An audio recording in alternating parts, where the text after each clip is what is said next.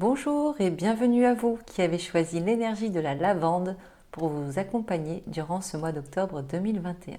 J'espère que vous vous portez tous très bien. Nous allons découvrir ensemble les énergies qui vous accompagneront durant les semaines à venir. Il s'agit de la justice, de la pause et des relations. L'énergie qui ressort de ces cartes, c'est qu'il se peut qu'il y ait enfin la clôture d'un dossier qui courait depuis un moment.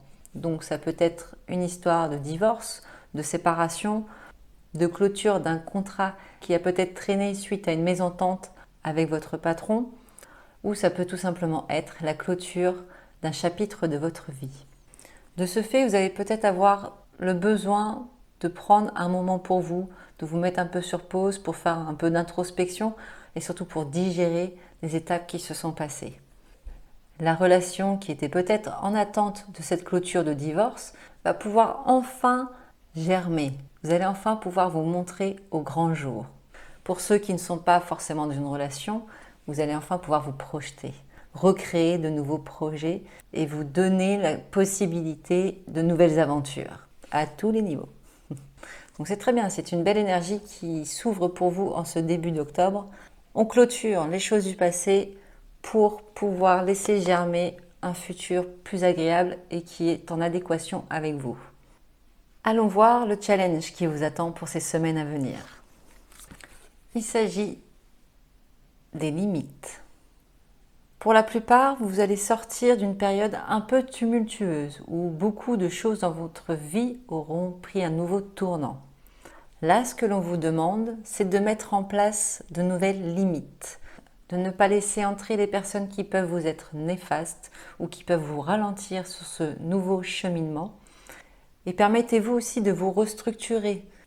Vous n'êtes plus la même personne qu'hier, donc donnez-vous la possibilité d'évoluer sereinement en imposant des limites à ceux qui vous entourent et en vous imposant aussi ses propres limites, pour ne pas vous laisser déborder par ce nouvel élan de vie. Finalement, c'est une histoire de structure. On vous demande de vous restructurer pour vous et puis pour votre nouvel environnement. Très chouette challenge. Allons voir à présent au niveau professionnel. Il s'agit du conflit, de l'amour et du familier. Les énergies qui remontent à travers ce tirage, c'est qu'il se peut qu'il y ait des difficultés de communication au sein de votre entreprise ou que vous accordez beaucoup trop d'importance à ce que peuvent penser les autres. Du coup, cela vous empêche d'être en accord avec ce que vous faites au quotidien, car vous n'êtes plus à l'écoute de ce que votre voix intérieure vous indique pour poursuivre votre chemin sereinement. Donc là, ce qu'on vous indique, c'est comme un signal d'alarme. Ne restez pas focus sur ce que les gens pensent.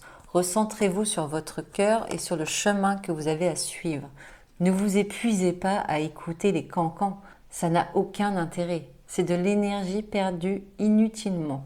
Recentrez-vous sur ce qui est important pour vous et sur ce qui vous fait du bien, sur ce qui vous fait vibrer à travers votre travail. Le jugement de l'autre ne doit pas vous impacter. Mettez-vous dans votre bulle. Protégez-vous de ce que les gens peuvent penser. Coupez-vous de cela. Pour d'autres, ça peut souligner que vous arrivez à trouver les mots justes, car vous parlez avec les mots du cœur et vous savez orienter et soutenir les personnes qui vous entourent avec bienveillance. Du coup, vos collègues vous le rendent bien. On vous voit un peu comme quelqu'un qui assure un peu les arrières s'il y a un problème, parce qu'il saura communiquer correctement pour adoucir, arrondir les angles. Donc c'est vraiment à vous de placer cela en fonction de ce que vous vivez. Ces deux lectures sont possibles et je n'ai pas pu faire le choix pour une seule lecture car on m'a signalé qu'il était important que je vous donne les deux interprétations. Maintenant, allons voir au niveau relationnel. Il s'agit de la magie, de la fluidité et du rituel. Déjà, je peux vous dire que c'est un très beau tirage. Ce qui remonte à travers ces trois cartes, c'est qu'il y a une résonance avec ce que vous allez vivre dès le début du mois d'octobre.